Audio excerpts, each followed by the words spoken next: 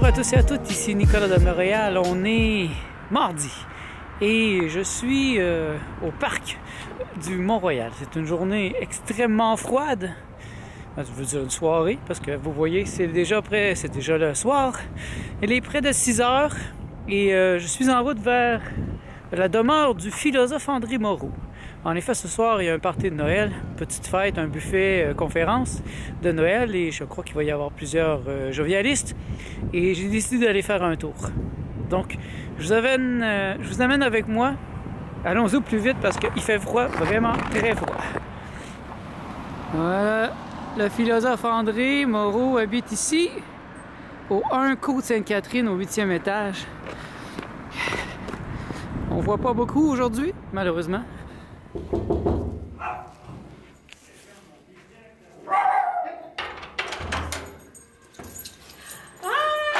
Salut Jackie! Hey, salut! Salut Martin Hey.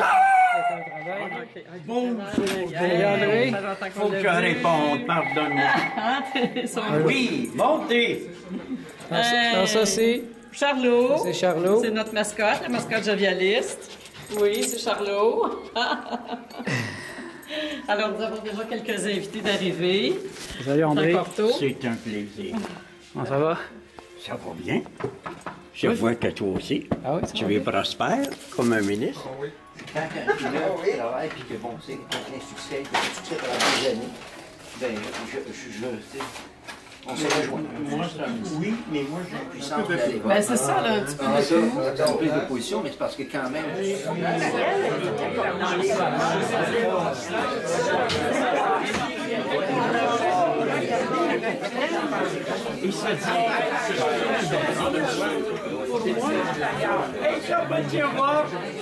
De commencer d'avoir une belle conférence d'André. Si on tasse légèrement comme ça la lumière, c'est correct? C'est déjà mieux pour moi. Oui, merci. Oui. Parce que c'est quelque chose d'important. On va prendre une minute de silence. Je vais te demander Claude un service. Alors, pour ceux qui ne sont pas au courant, je pense que la peur vous veut déjà, j'ai sorti mon deuxième livre, Nouvel art de vivre, avec, et je tiens à remercier publiquement, ici même, Stéphanie Boilly, parce que c'est grâce à elle, en grande partie, ce livre-là a vu le jour, parce qu'elle m'a aidé considérablement. À un moment donné, j'avais besoin de quelqu'un qui m'aide, une secrétaire, une assistante. Alors, j'ai vu des qualités en elle. J'ai dit, je pense que elle dit oui, elle dit présente, elle dit moi ça m'intéresse. Et non seulement elle a été ma secrétaire parce qu'elle m'a beaucoup aidé à plusieurs niveaux, mais en plus elle dit Jackie, elle dit parce qu'elle avait pris connaissance de mon livre, elle dit j'aime tellement ça qu'elle a dit je vais être ton éditrice. Elle a suivi un cours et puis elle a fait tout ce qu'il fallait et effectivement le livre est parfait. Alors un gros merci. Il est disponible 25 $. Eh bien, moi, de mon côté, le monumental ouvrage pour lequel beaucoup d'entre vous avaient participé à une soumission il y a 4 ans déjà, est enfin paru avec la collaboration de Jean Rivin. Ouais, on peut l'applaudir aussi.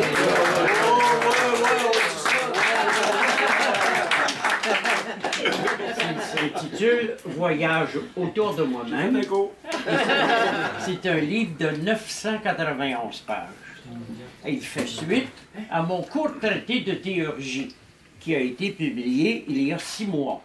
Donc les 2 livres sont disponibles. Et je te fais remarquer, André, qu'il manque 9 pages à ton livre. Oui, bien sûr. 991. Ouais, c'est comme 2011, là. 900.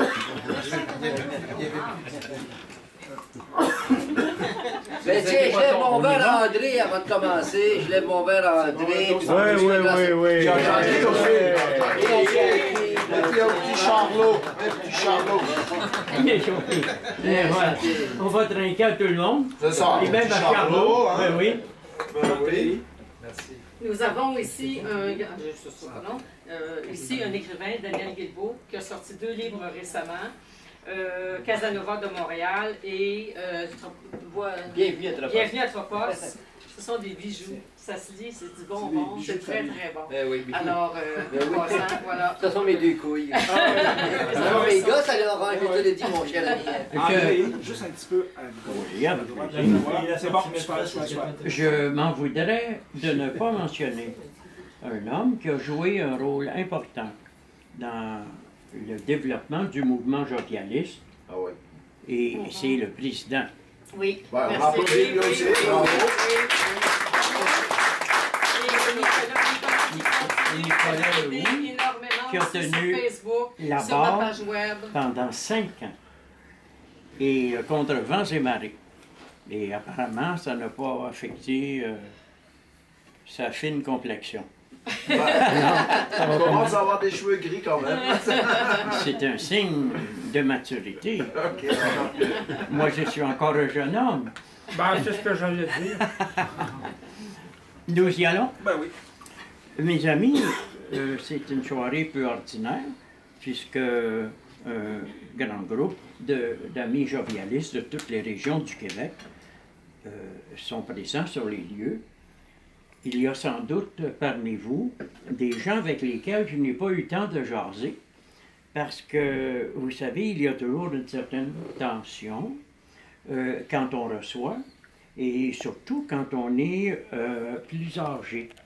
Alors, tout à l'heure, au moment où j'étais dans mon exubérance la plus grande, j'ai senti le début d'un reflux œsophagien. C'est très douloureux. Assez pour vous donner le goût de mourir.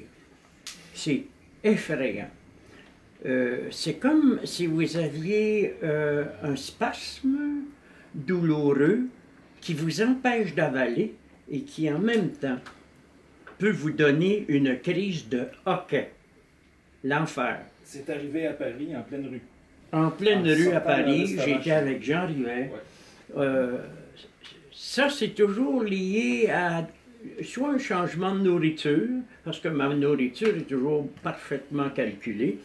Vous savez, si je veux pouvoir continuer de créer, il me faut une discipline de fer. Non pas dans le sens qu'elle demande un effort, mais dans le sens qu'elle demande une vigilance pour ne pas, justement, créer de tension indue, ni au niveau physique, ni au niveau nerveux, ni au niveau mental. Alors, si je vous parle ce soir, entouré de mes meilleurs amis, de ma compagne Jackie, de mon éditeur, c'est avec un sentiment de grande reconnaissance, car pendant maintenant près de 48 ans, je vous ai reçu ici, dans cet immeuble, dans cet appartement. 48 ans. Le 1er mai, c'est presque un demi-siècle. Et moi, je suis resté une sorte de Tarzan intellectuel, capable de relever tous les défis. Et au moment où je pensais que mon inspiration était tarie, de voir surgir en moi l'inspiration de 3 traités successifs. Le premier, c'est le court traité de théurgie, qui a quand même 300 pages. Le deuxième n'est pas encore publié, mais il est écrit. C'est le fameux traité de nécro-bio-néo-paléontidroctoman-topopithécologie, plus simplement appelé la science du tout. Il devrait voir le jour en 2019. Et il a 400 pages. Et le troisième, c'est mon traité de noétique générale. Alors là, j'y travaille avec une dame qui s'appelle André, ma typographe, une femme solitaire, discrète, surnommée la guillotine. Elle est farouche, vindicative et décidée.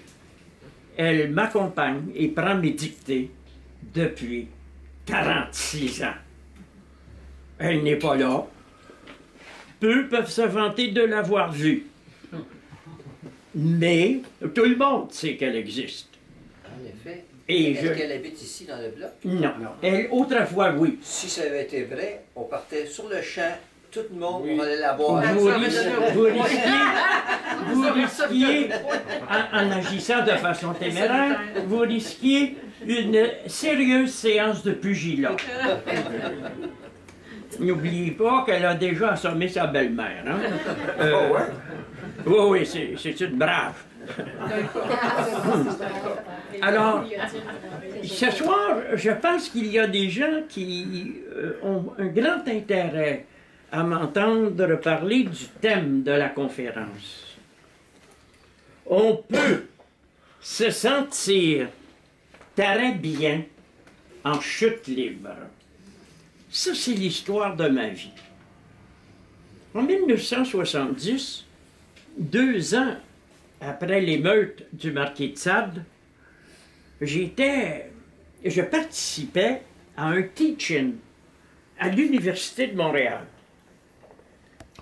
Et je me rappelle qu'il y avait sur les lieux une femme d'une trentaine d'années, pas tellement choyée de la nature, et qui avait des broches dans la bouche pour ses dents, et qui parlait ainsi: « Monsieur Moreau, quand on n'a rien à dire, on reste chez soi. » Alors je lui dis: « Dois-je comprendre que vous auriez dû rester chez vous? » Alors là, c'était l'enfer, hein?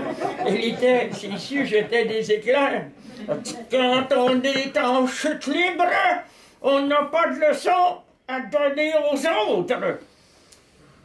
Ça m'a inspiré. Parce qu'après toutes ces années, c'était en 1970, ça m'est revenu.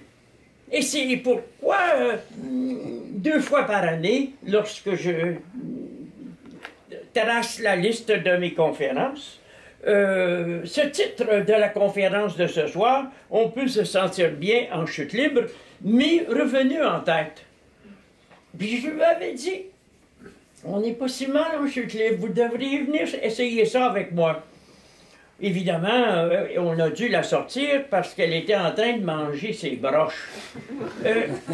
Mais c'est une des anecdotes nombreuses que je pourrais vous conter et qui ont ponctué les premières expériences publiques, parce que j'ai étudié sans arrêt, moi, avant ça. Avant 30 ans, moi, j'étais aux études. Doctorat, études postdoctorales, recherche en phénoménologie, collaboration avec le docteur France Manouvrier à l'Institut de sexologie. J'étais très impliqué dans la vie intellectuelle, ce qui ne m'a rien valu, puisque j'ai été expulsé d'un peu partout. Mais comme j'étais un homme décidé, j'ai continué d'écrire. Et je suis tout à fait heureux de vous dire que 40 ans après avoir rédigé ma thèse postdoctorale, c'est Jean Rivet qui l'a publiée. La méthodologie des structures dans l'immatérialisme de Berkeley.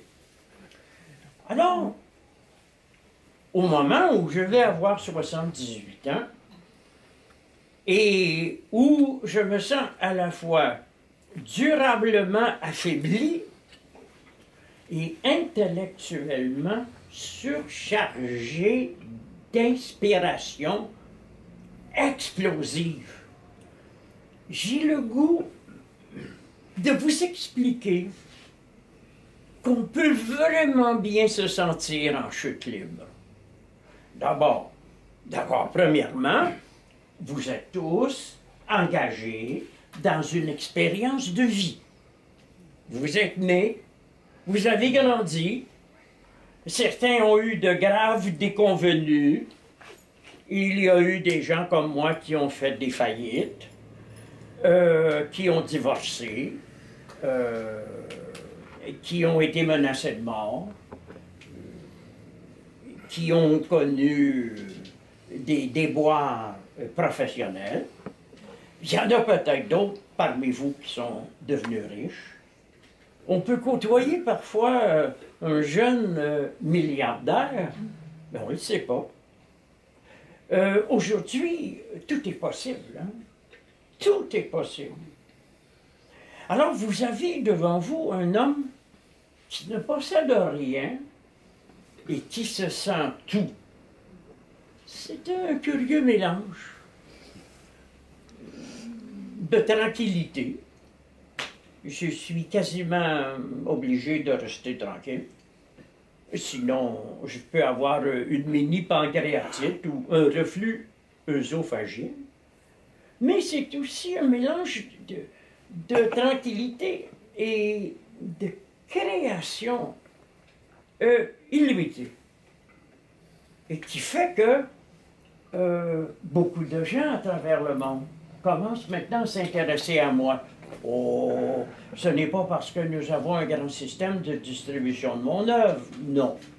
Ce n'est pas parce que j'ai comme autrefois les médias qui font ma réputation jusqu'aux États-Unis, non.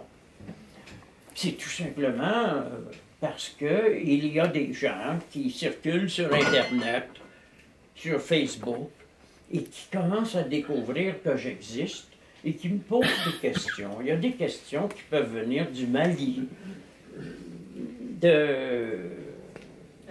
d'Haïti, Saint-Léonard.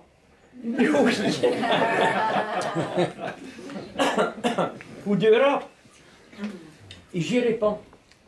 Mais chaque fois que j'y réponds, par le truchement de Jackie, les gens se demandent comment ça se fait qu'on en a si peu entendu parler. Et là, ils font des recherches. Et ils découvrent que j'ai publié 75 livres. Ils découvrent que j'ai prononcé dans ma vie 20 000 conférences. Ils découvrent que j'ai été une personnalité médiatique. Ils découvrent que j'ai travaillé avec le docteur Manouvrier, qui est un génie belge de la sexologie, et que mon directeur de thèse à Paris a été Paul Ricoeur. Ils découvrent que j'ai un système avec une logique, une métaphysique, une épistémologie, une éthique, et ils sont un peu étonnés, d'autant plus que je réponds moi-même au téléphone, et que s'ils viennent frapper à ma porte, ils vont me trouver en bikini, même en hiver, parce que quand on souffre du diabète, on a de la difficulté parfois à supporter des étoffes trop rudes sur sa peau. Alors c'est une bonne raison de me tenir en forme, puisqu'il faut que je me montre presque nu.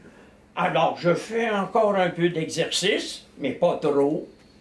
Si j'exagère le moindrement, l'autre jour, il y a un mois, je me suis fait une crampe violente au mollet et ma jambe est encore raide.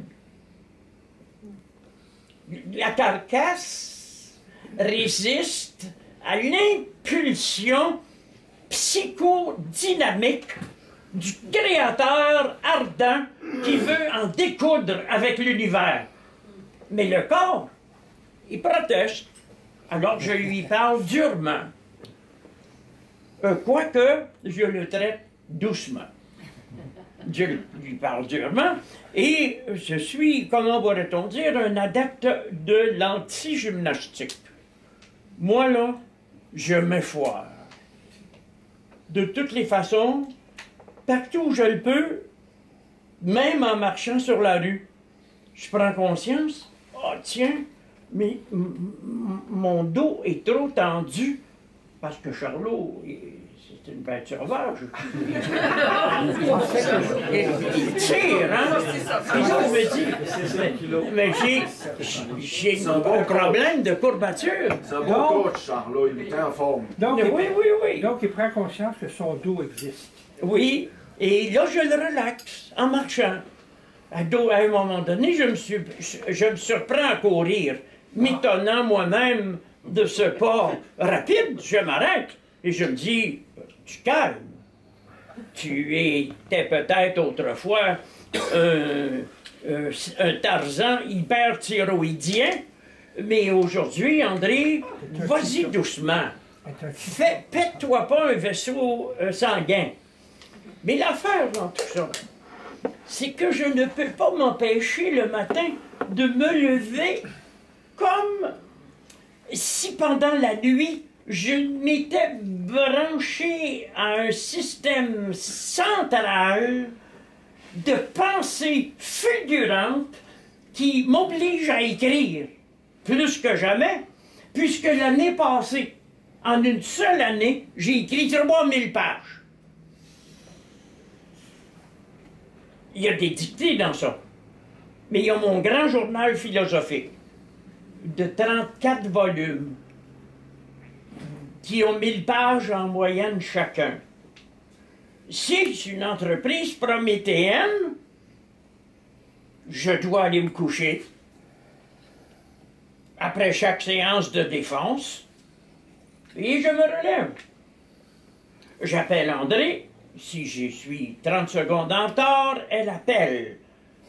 Elle exige de la copie. Alors, je me dis, je ne peux pas la décevoir. Je dois improviser. Et après 36 ans, quand vous improvisez quelque chose d'immense et qu'au bout de la ligne, il y a une espèce de malade mental qui crie de joie, lâche le téléphone et se met à applaudir, vous savez que vous êtes sur la bonne voie. C'est ça l'affaire. Et c'est comme lorsque Jackie est à l'ordinateur et que soudain il me dit, il y a quelqu'un qui veut savoir quel est le rapport entre l'intussusception et l'antéléchie. J'ai tendance à lui demander ce qu'il a une assurance vie. Parce que je vais libérer sur lui une énergie que les anciens stoïciens appelaient, d'une façon un peu équivoque, je l'avoue, le logos spermaticos. On va dire la lumière spermatique. C'est une espèce de déblocage mental qui donne l'impression, au bout de la ligne, que tu reçois une décharge de 100 000 volts. Ça marche. Ne me demandez pas comment. Faites-le. Mettez-vous dans l'état où je suis. Un état de grande douceur associé à un état de grande violence. Douceur physique et affective, violence intellectuelle et créatrice. Et ça marche. Mais comment est-ce que ça marche? Je dois vous dire que je me lave toujours le haut du visage à l'eau froide et le bas à l'eau chaude. Je vais me dire, t'es malade? Non! Parce que le cerveau a besoin d'être rafraîchi. Et le bas, c'est-à-dire les mandibules et la gorge, ont besoin de chaleur. Alors, je m'invente des techniques, des procédés pour me ressusciter. Je me bourre de plantes adaptogènes, sans dire que je suis un drogué. Je suis stone. Je l'avoue. C'est un état bien heureux. Une sorte d'état christique. Je ne sais pas comment appeler ça. Et c'est la défense. Alors, le soir, quand j'ai écrit, des fois, jusqu'à 10 pages, j'ai plus le temps d'écrire. Il y a encore un système en moi qui fonctionne. C'est pas le système intellectuel, c'est pas le système affectif, c'est pas le système sexuel, c'est le système locomoteur. Alors, je fais la vaisselle, je sors les ordures, je fais de l'exercice, je m'en tire comme je peux, à ma façon, avec ma façon de fonctionner. N'oubliez pas que je suis à la fois un diabétique, un alcoolique qui ne boit plus, et que mon médecin m'a totalement interdit tout effort superflu. Ça me convient parfaitement, je suis un jovialiste. Et j'ai écrit un livre, L'effort et le signe de l'erreur. Mon médecin, tu le connais, hein? C'est Nicolas Mazzucchi. Un Italien anglophone qui parle le français comme une vache espagnole. Très sympa, très sympa. Est-ce qu'il est masochistes aussi? Non, il n'est pas masochiste. Tu ne pourrais rien lui faire qui lui plaise. Il avait vous dit que vous étiez Ça le concerne. contre les interdits. Bon. Être en chute libre, pour moi, ça veut dire tu vas pas tenter quoi que ce soit pour te sortir du trou. Relax. Comme me le dit souvent Jackie, lorsque je vais mal, de moins en moins souvent, heureusement, tiens, André, c'est momentané. Hein? Puis quand ça c'est à son tour, parce qu'elle a souffert de fibromyalgie, et puis en plus, elle souffre d'électrosensibilité à l'ordinateur. Je faisais de la fibromyalgie, je n'en fais plus. Ben oui, c'est un peu étonnant, mais il faut se dire que je vais bénir à tour de bras. Hein. Oui, et aussi que Moi, je me suis dit à un moment donné, est-ce que ça me ressemble Jackie, il faut d'être bénir malade pour André, le là. restant de mes jours comme ça. Et puis, en tout cas, à toutes les fois que j'avais des symptômes graves, je diminuais ça. J'en tenais pas compte, et puis à un moment donné, je me suis rendu compte, tu sais, je vais très bien. Et évidemment, moi, je crois, mes amis, que ce qui fait que je peux me laisser aller dans l'échec total, hein, je suis un peu comme Thomas Stern Eliot, qui disait « Je parle avec l'autorité de l'échec ». Et ça, là, ça m'a toujours beaucoup impressionné. Ce gars-là, c'est un raté. Puis il a eu le prix Nobel. C'est quand même bon. Puis il était marié à une schizophrène. C'est une histoire malheureuse, mais la femme en question ressemblait à une des miennes, qui s'appelait Maude, une rousse incendiaire exhibitionniste névrosée. Alors, la femme de Thomas Stern Eliot, et lui, il n'en avait qu'une, ce qui lui créait un problème majeur, parce qu'il ne pouvait pas aller chercher un réconfort chez les autres, qui l'auraient aimé au moins autant qu'elle. Elle s'appelait Viviane. Elle s'appelait Viviane. Et puis, cette femme-là, elle était spectaculaire. Hein? À un moment donné, vous savez que Eliot était un Américain qui, par amour de l'Angleterre, s'est fait naturaliser anglais. Et il a voulu marier une femme de la haute société, mais il n'a pas réalisé qu'elle avait des petits problèmes mentaux. Alors, quand il a vu qu'elle pouvait nuire à sa carrière, imaginez, il était banquier, mais lui faisait de la poésie divine. Mais il était banquier, un état de contradiction épouvantable.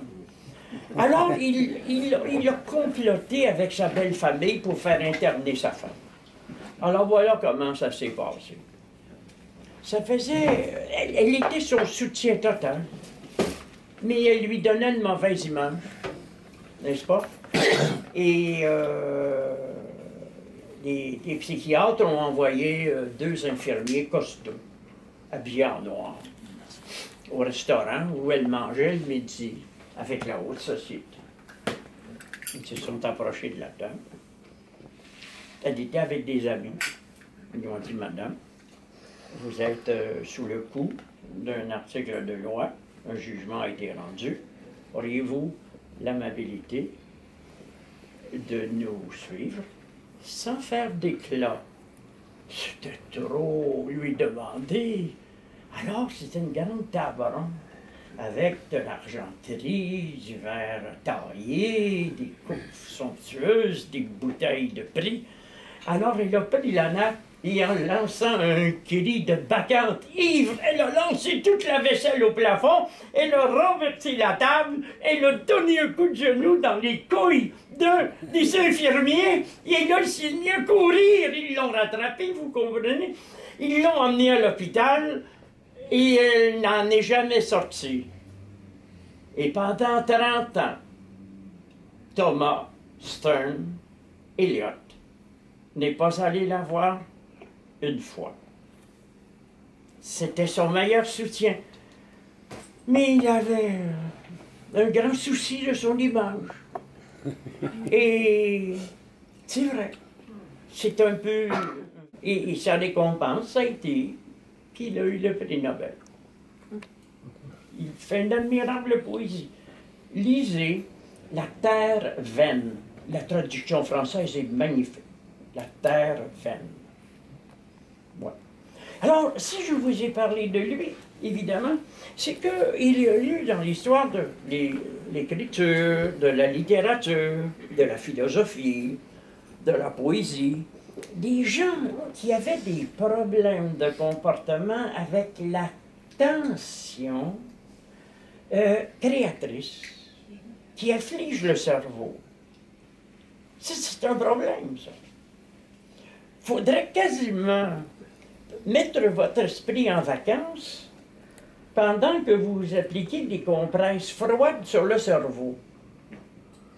Évidemment, beaucoup de spécialistes de la neurologie et de la neuropsychologie sont persuadés que j'ai besoin de traitements psychiatriques urgents parce que je soutiens que le cerveau ne pense pas.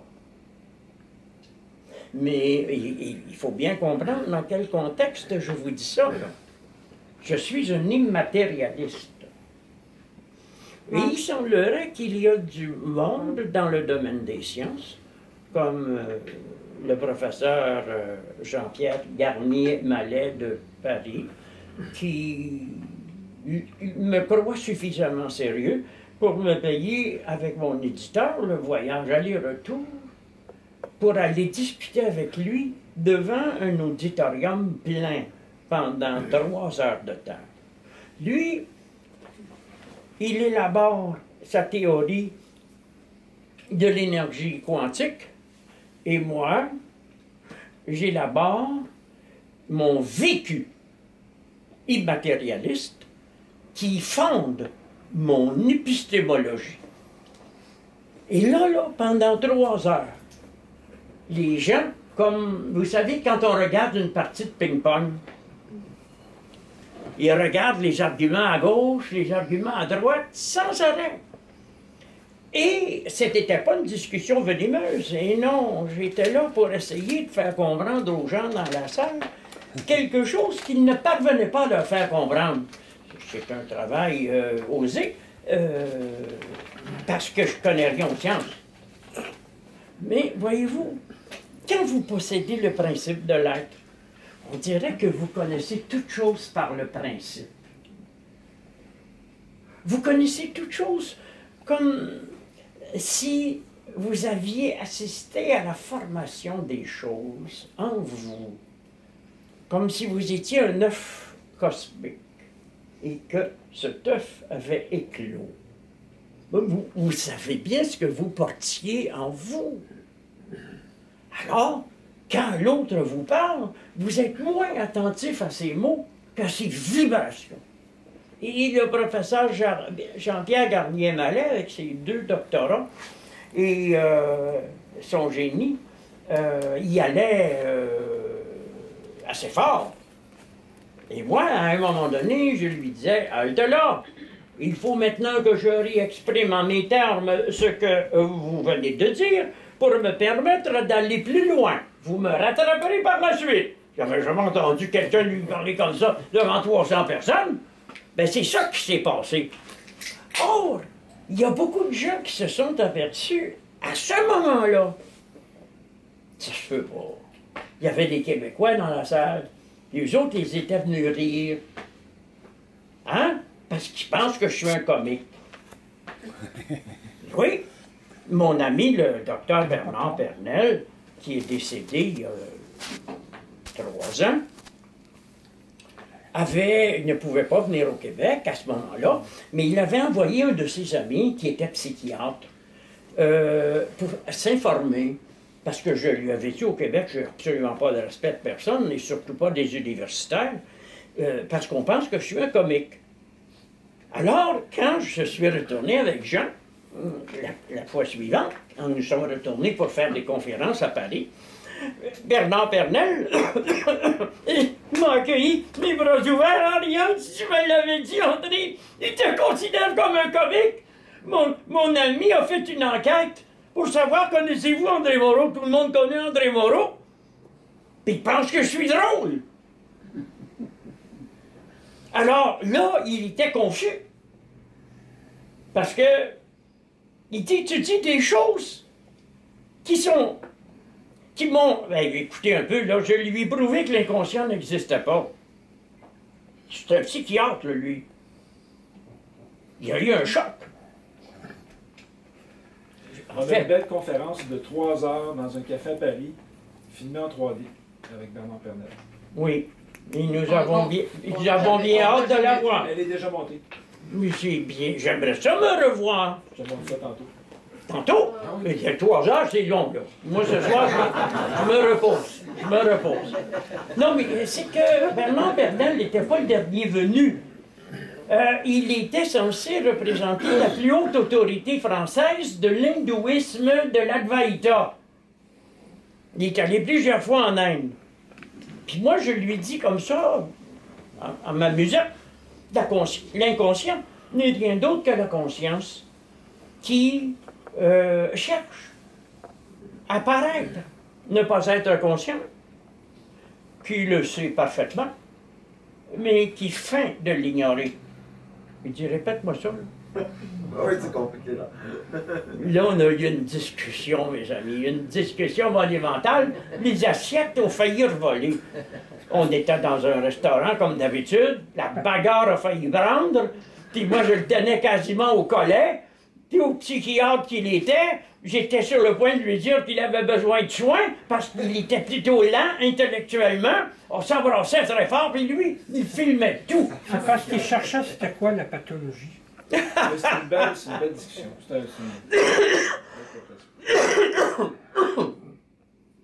Alors, Bernard Pernel est mort. Mon éditeur européen est mort, Charles Anthony. C'est toi qui l'as achevé? Je ne sais pas. Le réalisateur de l'émission de la radio d'où on sortait ce soir-là, Jean-Claude Carton, il est mort lui aussi. Si c'est né qu'Atombe. Il faut dire que puis on avait aussi un grand ami, mais lui, c'est un saint, hein? Steve Jourdain. Un grand esprit. Un vendeur de voitures. Le premier petit ami de Jackie Kennedy. Oui. Un homme bizarre, là, avec des ressources illimitées. Un saint, mais il pouvait vous faire une séance de pugilat et envoyer quelqu'un au tapis. Il était vraiment étonnant. Et puis, il est mort d'un anévrisme cérébral à 78 ans. On a perdu un très grand esprit. Il a publié de très beaux livres. Qu'est-ce que c'est son livre sur la mystique sauvage? L'illumination sauvage. L'illumination sauvage. Et Jean-Louis Trintignant a lu ses textes dans un film hommage de ça. Oui, ce n'était pas n'importe qui. Hein. Pour que Jean-Louis Trintignant se mouille à lire ses textes, c'est que c'était un homme admirable qui dégageait une aura de sainteté.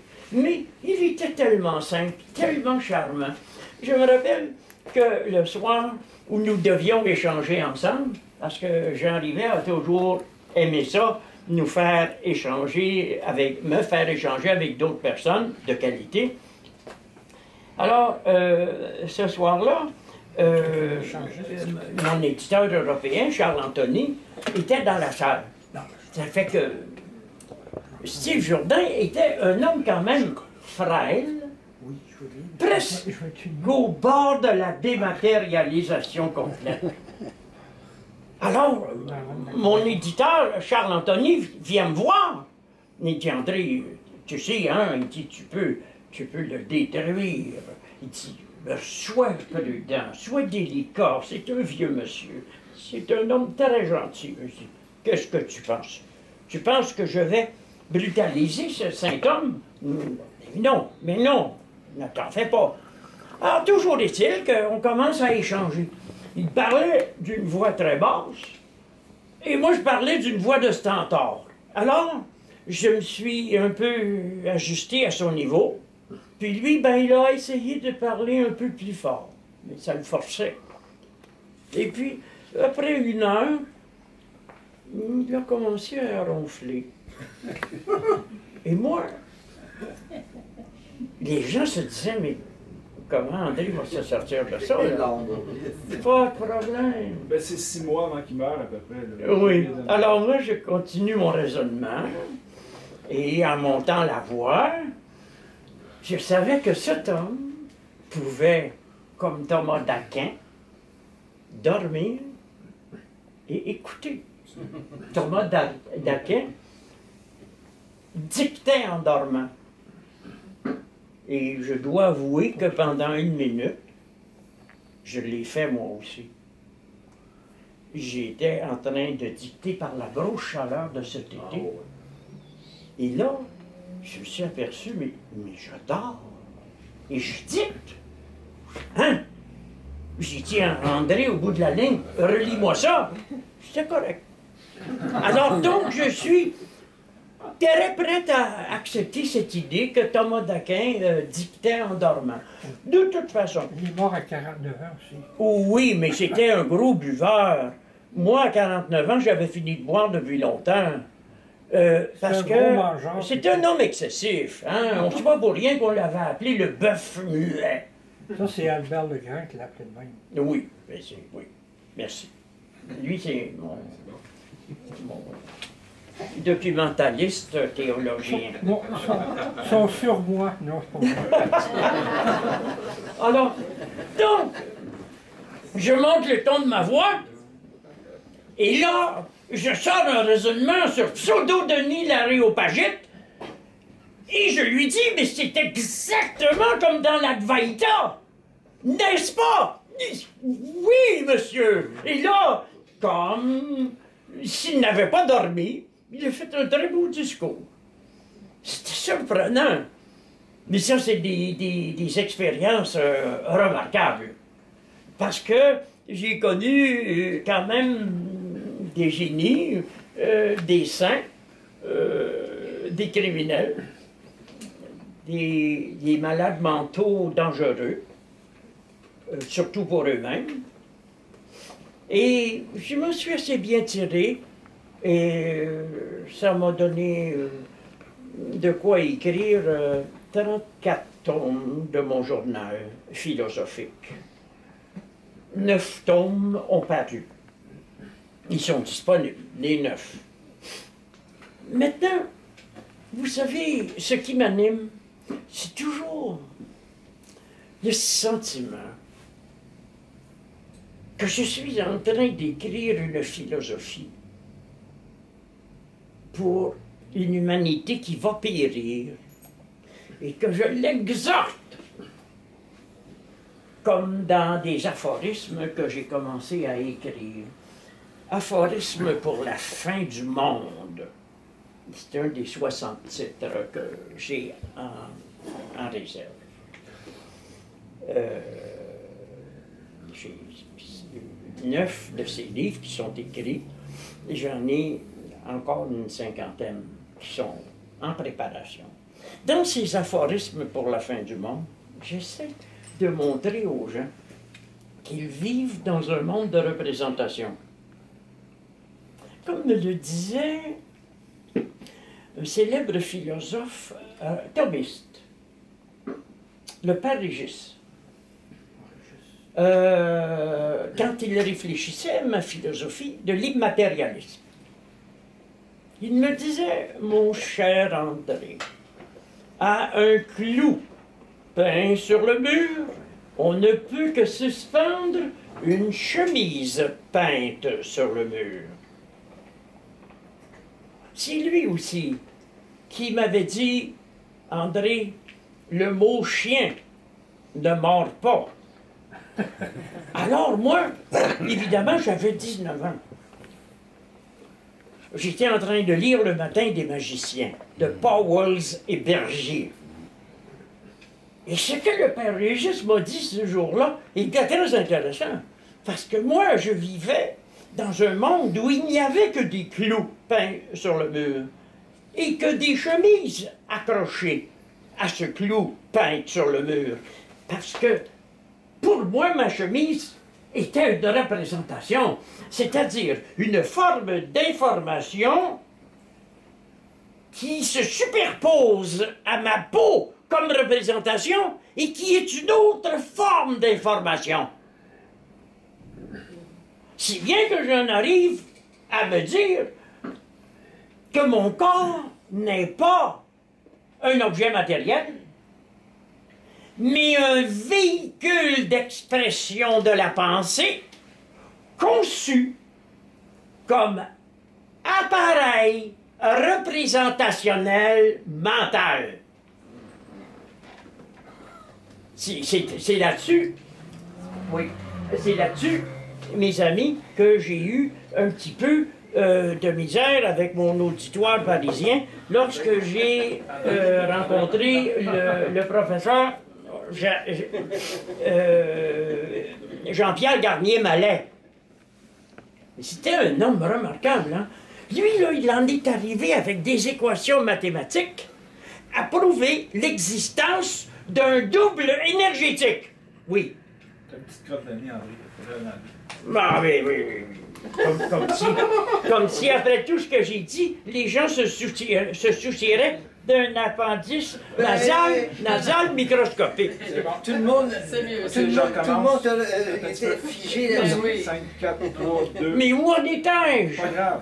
Doppelganger. C'est ça. Ah oui, oui. Donc, j'ai été interrompu quelques fractions de seconde, là, un moment. J'aimerais vous dire, donc, qu'il s'est passé quelque chose. Parce que le professeur Garnier-Mallet a réussi à démontrer par des équations mathématiques que nous possédions un double énergétique qui était d'une très grande puissance et qui coïncidait pas toujours avec notre corps physique et notre personne psychophysiologique. Et dans un de ses livres, vous ne devinerez jamais comment il l'a nommé. Une seule fois. Il dit, c'est notre être de lumière. Et c'est ça qui a fait que j'ai accepté d'aller à Paris, uniquement pour le rencontrer. Pour la ville lumière, non? Oui. À Paris. Autant que folie. Oui. Je peux vous le dire, en Paris, pour nous, ça a été vraiment la ville de la folie. Il y a tout eu, hein. On a été reçus dans un palais, et précisément dans la chambre mortuaire du... comment s'appelait? Du général Lafayette. Et c'est une de ses descendantes et qui nous recevait ce soir-là. Il y avait une médium américaine qui vaticinait, là, et Jean qui avait une sévère allergie, en plus d'une crise d'asthme, éternuait aux 5 secondes. T'as récité ton poème sur ton ami meurtrier. Ben oui, oui, j'ai un ami assassin qui a écrit un poème et ça a fait fliquer le médium. Mais non, mais c'est un assassin de grande envergure qui m'envoie un poème prodigieux. Pourquoi tu as décidé de lire ce texte-là précisément à ce soir-là? Parce qu'il fallait le faire. Mais c'est étrange. Avec toutes ces années, tu n'as pas parlé de ce texte-là et tout à coup, tu en parles à ce moment-là. Parce qu'il y en a souvent parlé. Oui. Ben oui. Probablement qu'il a fait ça dans les catacombes de Paris. La nuit, sans bruit, produit son fruit gratuit. Et c'est là qu'il a étranglé sa femme. Et il lui a serré le cou pendant 3 heures, à cheval sur elle. Ah, oui. Il a fallu 6 hommes pour l'arracher de son cou. C'est un homme admirable, mais violent. Admirablement violent. Le petit poème assassin a troublé la médium et finalement, les éternuements de Jean ont ruiné à jamais notre image de salon à Paris. Disons qu'en effet. Mais je veux quand même vous dire, mes amis, on a vécu des choses inouïes, hein? Je me rappelle m'être retrouvé avec une femme dans un palais de marbre blanc sur la colline au-dessus de Saint-Cloud. Et où l'on voyait tout Paris. Et là, elle se promenait devant moi dans des formes vaporeuses, me servait du saumon fumé et un ersatz de champagne, parce que je ne voulais pas boire du vrai champagne, je suis alcoolique, c'est pas bon pour moi. Et, ben oui, c'était ça. On a failli faire de bonnes affaires avec cette femme-là, mais ça ne s'est pas concrétisé. C'était une femme à l'aise qui avait été autrefois un petit rat de l'opéra. C'est-à-dire une de ces jeunes filles qu'on forme pour faire du ballet classique à l'opéra, Garnier. Et elle avait dansé une partie de sa vie. Avec la sœur de... J'allais le dire, avec la sœur du psychiatre Bernard Bernal. Une autre fois, je me suis retrouvé, ça c'est un peu très étrange, après une conférence, à la table d'un petit restaurant, je crois que le restaurant ne pouvait loger que 9 personnes, puis on était 6. Alors, il y avait, évidemment, Jean Rivet était là, des gens très intéressés à la discussion, qui voulaient poursuivre la conférence au restaurant. Et puis, il y avait, à ma droite, la psychiatre Armelle Renaud. Une femme d'une 60aine d'années, qui a des petits airs de Catherine Deneuve, qui est hyper cultivée. On va lui envoyer une vidéo. Et qui a qui souffre probablement d'une érotomanie. Non, tu lui enverras pas une vidéo. Elle a dû dire, mais qui sont ces Québécois, quoi? Oh non. Qui sont ces putains de Québécois? Alors, à un moment donné, je suis à la table, il y a des Français devant moi, et elle s'approche, elle est la chaise à côté. Donc, elle approche sa chaise. Là, elle met sa cuisse par-dessus la mienne. Et puis, elle me prend par les épaules comme ça. Et puis, elle me parle un langage psychiatrique qui frise l'hystérie. J'ai vu ce genre de langage-là chez les gens qui souffrent de comment est-ce qu'on appelle ça, là? On va vous dire la symbolique de ça. Oui, je la connais, la symbolique de ça. Une psychiatre qui met une chaise à côté de quelqu'un, c'est parce qu'elle pense au cimetière le Père Lachaise. Oui. Bon. La coprolalie. Voilà le phénomène. Coprolalie. Copro, je veux dire excrément, et la laine veut dire parler. Quand j'avais tombé en panne ici sur la route 20 à Sainte-Eulalie, une femme cultivée qui connaissait le grec me dit « La nature ici te parle fort. » Et oui, j'ai fait une panne de voiture à Sainte-Eulalie. Ça veut dire bien, et la laine, c'est parler. Donc, souffrait de coprolalie. Voyez-vous, vous voyez une femme arriver sur la rue, là, bien habillée. Vous voyez, c'est une dame d'Outremont. Et puis, soudainement, en passant près de vous, là, elle vous crie dans l'oreille. Elle vous crie dans l'oreille, hostie, quand on est ce tabarnak! Hein? Tu sais, le genre à laisser tomber son mouchoir parfumé pour que tu le ramasses pour elle. Alors là, tu te dis, mais c'est pas normal, ça. Mais c'est pas son parler habituel. Quelque chose parle en elle, s'exprime en elle. Elle fait une crise d'ouverture. Voyons donc, crise d'ouverture. C'est quoi ça? Qu'est-ce que vous pensez que c'est l'hystérie? L'hystérie, ça vient du latin ustera. Ustera, bien évidemment, c'est l'utérus. C'est donc une béance. Lorsque quelqu'un a été comprimé longtemps en lui, il s'exprime. Alors là, soudainement, il se défonce, comme si les digues se rompaient. Et il charrie des choses immondes qui ont été comme... qui sont devenues toxiques à cause des refoulements. J'ai vu un cas semblable, un peu inouï. C'était un jeune témoin de Jéhovah qui a été emmené à l'école de sexologie pour que le...